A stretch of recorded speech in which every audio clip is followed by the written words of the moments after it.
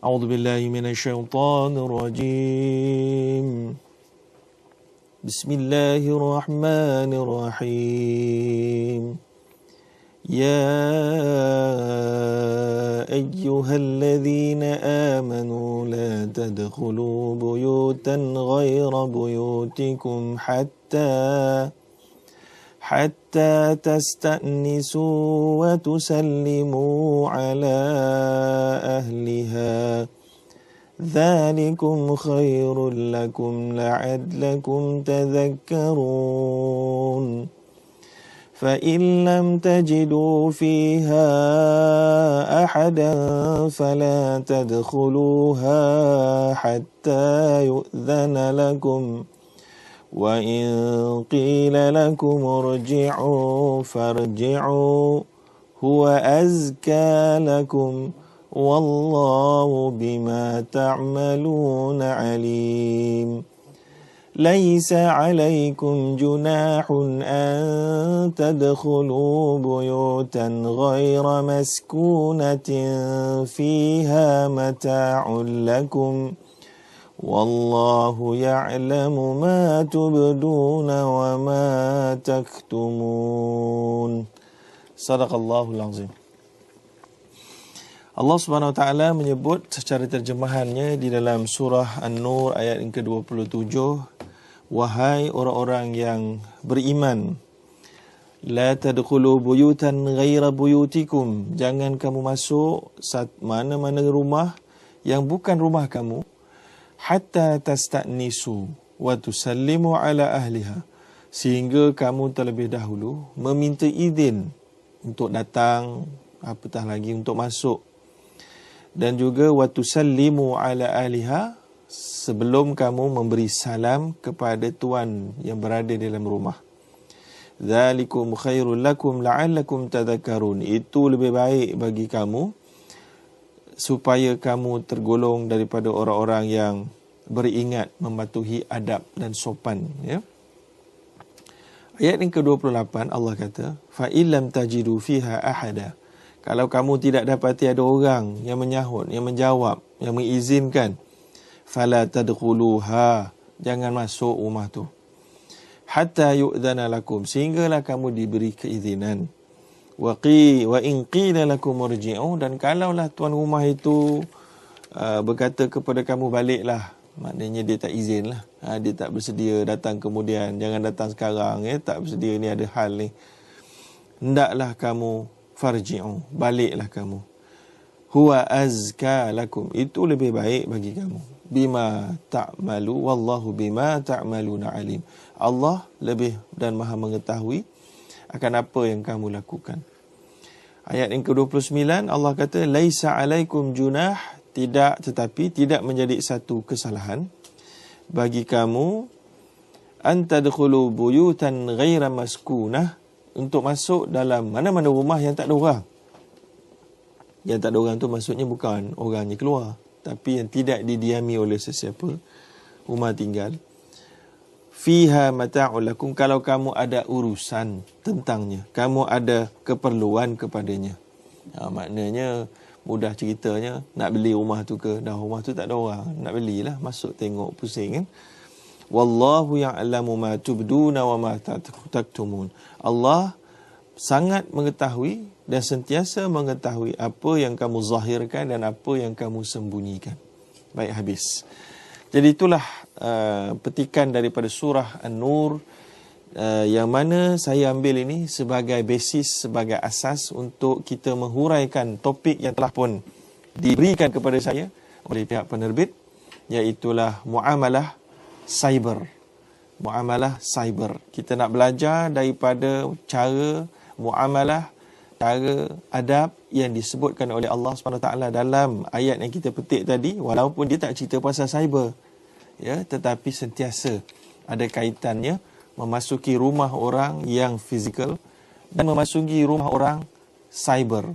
Sebab itu kita nak belajar disiplin dan tata cara yang betul agar kita sentiasa dapat mengawal perhubungan kita dalam internet, sentiasa dalam keadaan yang tidak membawa lebih dosa. Dalam kita ni pahala tak apa nak cukup. ya, dosa pula terlebih, nanti jadi muflis di akhirat. Sebagaimana Nabi pernah ingatkan para sahabat, siapakah muflis? Sahabat kata, orang yang tidak ada fiha mata' wala dirham wala dinar wala dirham. Ya, orang yang tak ada barang, yang tak ada satu dinar pun, tak ada satu dirham pun. Maka Nabi memberi kepahaman, Nabi kata, tak. Orang muflis ni orang yang dia sembahyang, dia puasa, dia keluarkan zakat, dia sedekah dibuat, tapi dia menyakiti orang, memukul orang. Ya, dengan tangan mungkin, mungkin dengan mulut, dengan lisan dia mungkin tak payah melalui lisan yang berkata-kata, tapi dengan lisan berada di tangan, ya, keyboard warrior, orang kata. Warrior lah sangat kan, warrior apa benda tu kan. Jadi sentiasalah menulis dan menyakiti orang. Hidup dia seronok dengan menyakiti orang. Jadi tu kita nak belajar ni. Jadi kita kena cover balik daripada awal nanti, ya, apa benda yang kita nak ceritakan, insya-Allah. Jadi untuk kita meneruskan perbincangan kita, saya pergi terlebih dahulu. Muamalat yang kita nak maksudkan dalam perbincangan kita kali ini adalah apa-apa saja yang melibatkan hubungan manusia dengan manusia. Manusia dengan manusia ini boleh jadi hubungan kahwin yang cerai, hubungan lelaki dengan perempuan, hubungan lelaki dengan lelaki, hubungan perempuan dengan perempuan, hubungan yang melibatkan perniagaan, penjualan, pembelian, hubungan jenayah. So ini semua termasuk dalam bab muamalat. Dan kalau kita nak cover tajuk ni semua sekali, memang tak sempat, tuan-tuan. Maka oleh kerana itu kita akan cuba tumpukan ke atas bab adab sahaja. Bab jual beli tak boleh nak cover. Sebab kita dah banyak cover yang lepas. Boleh tengoklah dekat tonton.com, .com.my. Jadi boleh tengok yang dulu-dulu. Tapi pada hari ini kita nak lebih kepada adab yang bukan bab perniagaan, bukan jual beli, tetapi adab. Kita tengok kejap lagi apa yang kita nak cover, besar dan banyak, insya-Allah. Perkataan yang kedua yang saya nak cover sikit sebelum kita mulakan, cyber. Bagi mereka yang tak biasa perkataan ini, cyber ni sepaham saya lah, tuan-tuan, dia merujuk kepada internet lah.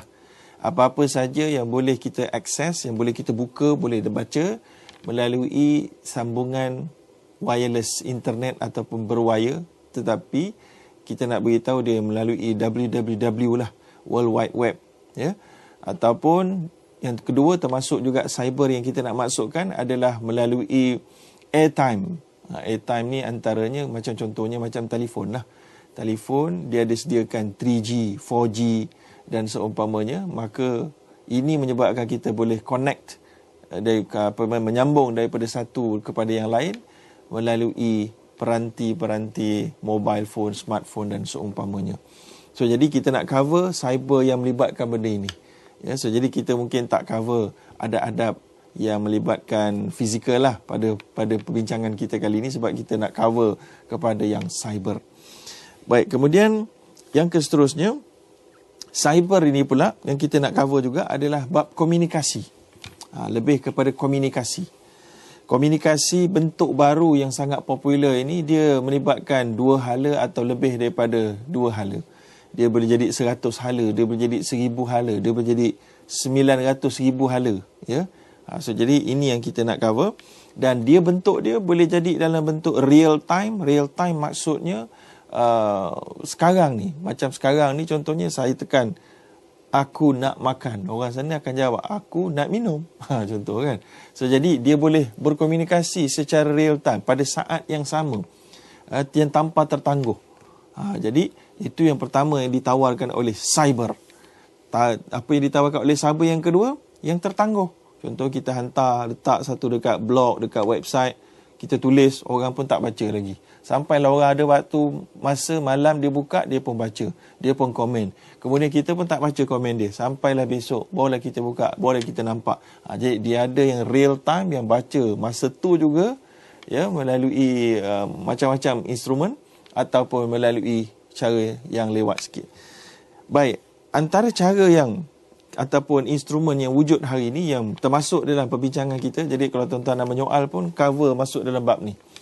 Yang pertama contohnya Facebook, kan? Kita tulis dekat kita punya status, orang pun balas, orang pun lawan, orang pun bergaduh kat bawah tu. Kita tak bergaduh pun. Kita dah bagi nasihat je, orang kat bawah pula bergaduh-gaduh, nak berbunuh-bunuhan pula, kan? Ataupun kita gunakan Facebook Messenger. Kita ada satu orang tegur kita, kita pun jawab. Dia pun tegur lagi, dia pun jawab. Dia tegur lagi, dia pun sembah macam tu. Dia boleh jadi macam chat juga. Ataupun melalui instrumen-instrumen yang lebih moden, iaitulah contohnya chat-chat melalui WhatsApp, melalui Telegram, Instagram, masuk gambar, dan juga Yahoo Messenger. Jadi